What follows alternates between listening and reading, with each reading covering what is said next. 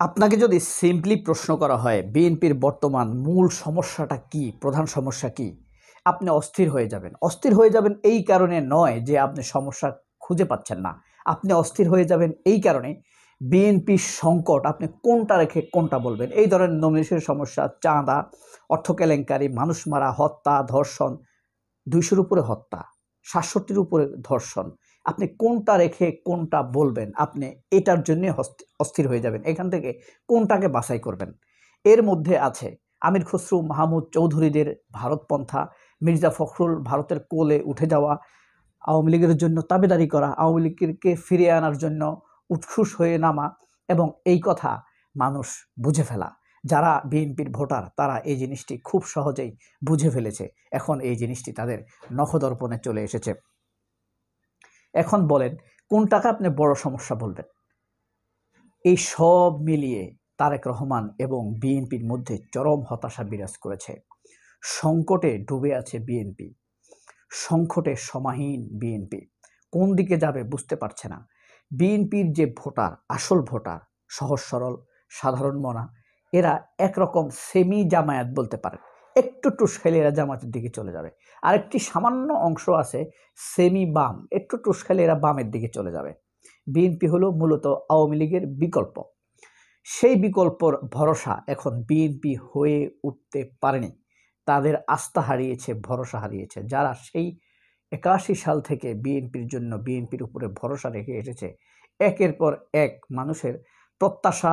মানুষ তো টাকা চায় না, মানুষ বিএনপির কাছে ঘর চায় না, বাড়ি চায় না। ঘর বাড়ি তো শেখ হাসিনা দিছে, কিন্তু সেগুলো কি মানুষকে সুস্থির করে রাখতে পেরেছে? বিদ্রোহ থেকে ফিরিয়ে আনতে পেরেছে? মানুষ ছাড় সম্মান, নিরবিচ্ছিন্নতা, বলার অধিকার, দেখার অধিকার, ভাবার অধিকার, তা ইমপ্লিমেন্ট করার অধিকার, সেই অধিকার যদি আপনি না দেন, নিশ্চিতভাবে আপনি বিপর্যয়ের মুখে পড়বেন। মানুষ আপনার বিরুদ্ধে বিদ্রোহ করবে। এই ধরেন নমিনেশন নিয়ে হাজার হাজার কোটি টাকা জগা খিচুড়ি করে ফেলা, ফখরুলদের ভারতের কোলে ওঠা, খায়রুল কবির খোকনদের, দিলীপ আগরওয়ালের মতো চোরাকারবাদীদের সাথে চুক্তি করা, মেঘনা গ্রুপের সাথে আন্দালিব রহমান পার্থের অবৈধ চুক্তি, সেই আন্দালিব রহমান পার্থকে খুব ঘনিষ্ঠভাবে কোলে তুলে নেওয়া।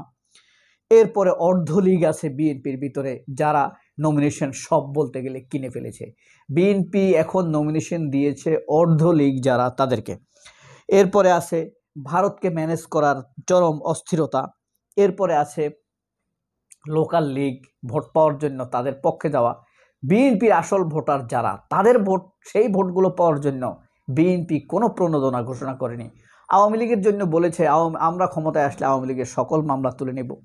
আমরা ক্ষমতায় আসা, আওয়ামী লীগ ক্ষমতায় আসা এক জিনিস, ধানের শীষ ক্ষমতায় আসা, নৌকা আসা একই জিনিস। এইভাবে মির্জা ফখরুলরা বারবার যখন আওয়ামী লীগকে আশ্বস্ত করছে, আওয়ামী লীগ ভোটারকে আশ্বস্ত করছে, আওয়ামী লীগের ভোটারদেরকে আশ্বস্ত করছে, আওয়ামী লীগ সমর্থকদেরকে আশ্বস্ত করছে, বিএনপি সমর্থকদেরকে আশ্বস্ত করার সেই প্রবণতাটা কোথায়?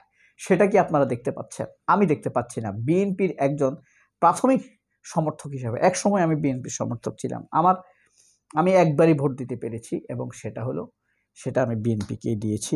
কিন্তু আমি যাকে দিয়েছি সে যেমন আমার আশা ভরসা রাখতে পারেনি, তার দলও আমাদের আশা ভরসা রাখতে পারেনি।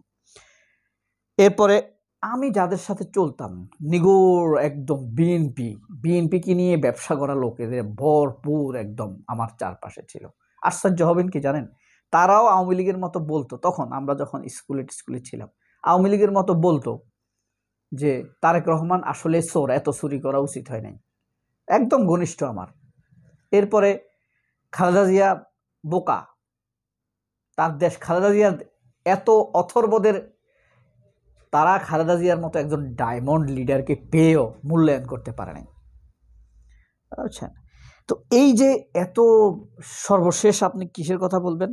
ছায়া লীগ। বিএনপি এখন ছায়া লীগ হয়ে উঠছে। বিএনপির ভোটাররা হতাশ, বিএনপি হতাশ, বিএনপির নেতৃবৃন্দ হতাশ। আসলে বিএনপি এখন নাই। বিএনপি নিজেদেরকে ১৭ বছর আওয়ামী লীগের ছায়ার নিচে থাকতে থাকতে নিজেদেরকে আওয়ামী লীগ ভাবতে ভাবতে এখন নিজেরা ছায়া আওয়ামী লীগ হয়ে উঠেছে। আওয়ামী লীগ যেভাবে মানুষের অত্যাচার করেছে তারা তাই করতে হবে। আওয়ামী লীগ ধার্মিকদেরকে রাজাকার বলে গালি দিত, তারাও তাদেরকে রাজাকার বলে গালি দিচ্ছে। আওয়ামী লীগ দেখে নিব বলছে, তারাও তা বলা শুরু করে দিয়েছে। আওয়ামী লীগ পাকিস্তান পাঠিয়ে দিবে মানে সাধারণ মানুষকে। এমনকি আপনি আশ্চর্য হবেন, দুর্দিনে বিএনপির পক্ষে যারা শির উঁচু করা সৈনিক ছিল বিএনপির পক্ষে, মানে দেশপ্রেমের পক্ষে, সেই লোকগুলোকে এখন বিএনপি ওন করে না, নিজেদের লোক হিসাবে ট্রিট করে না, মনে করে না, মানে না। আমার কাছে এটাই সবচেয়ে, আপনার একজন কনক সরোয়ারের নাম বিএনপির কাউকে মুখে নিতে দেখেন না। একজন পিনাকির নাম কারোর মুখে নিতে দেখেছেন? দেখেন। একজন ইলিয়াসের নাম নিতে দেখেছেন? ইলিয়াসের কয়টা নিউজ আমাদের পক্ষে গেছে? কিন্তু ইলিয়াস সেই 7 বছর যাবত যে অ্যাক্টিভিজম করে আসছে, ইলিয়াস তো একজন হেভিওয়েট অ্যাক্টিভিস্ট, বিশ্বমানের অ্যাক্টিভিস্ট, তাই না? পিনাকি ভট্টাচার্য বিশ্বমানের অ্যাক্টিভিস্ট, কনক সারোয়ার জাতা লোক নাকি এরা কি শাহেদের মতো কুকুর ছাগল নাকি? কিন্তু দেখেন, বিএনপির ভিতরের কোনো লোককে আমি এই বিষয়ে কোনো মন্তব্য দিতে দেখি নাই, কথা বলতে শুনি নাই। এটা আমাকে সবচাইতে বেশি হতাশ করেছে। তো বিএনপি আসলে সবসময় মানুষকে হতাশ করে। এক খালেদা জিয়া নিজের ব্যক্তিত্বের শক্ত অবস্থান দিয়ে, শক্ত ধারালো ব্যক্তিত্বের দরবারে দিয়ে তিনি যতটুকু করেছেন, তাও তাকে পেছন থেকে টেনে ধরেছে নানানভাবে, ভারতের পক্ষে কাজ করতে বাধ্য করেছে। কারা?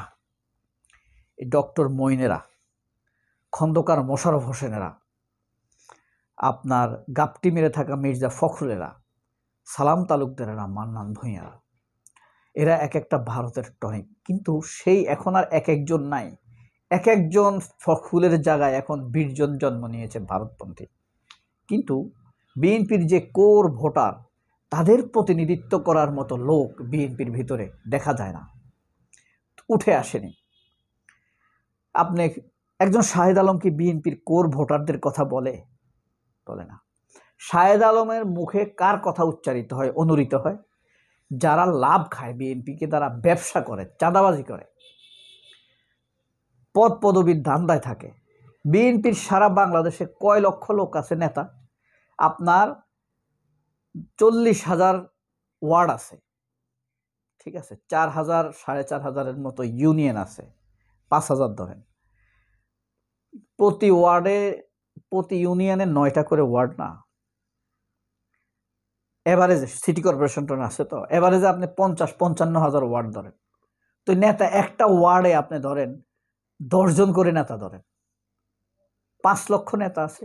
কেন্দ্রীয় মিলে আপনি 6-7 লাখ নেতা আছে, কিন্তু ভোট পাইতে হবে তাকে 3-4 কোটি। তাহলে সেই ভোটারদের এই শাহেদ আলম বলে এই 5-6 লাখের কথা, এরা সব ধান্দাবাজ। তো এই কন্ট্রাক্ট নিবে, এই চাঁদাবাজি করবে, এই মেয়েটাকে তুলে আনবে, এই ধর্ষণ করবে, এরা সব ধান্দাবাজ। এদের কথাই বলে শাহেদ আলম। এদের নেতৃত্বে হইল মির্জা ফখরুলেরা।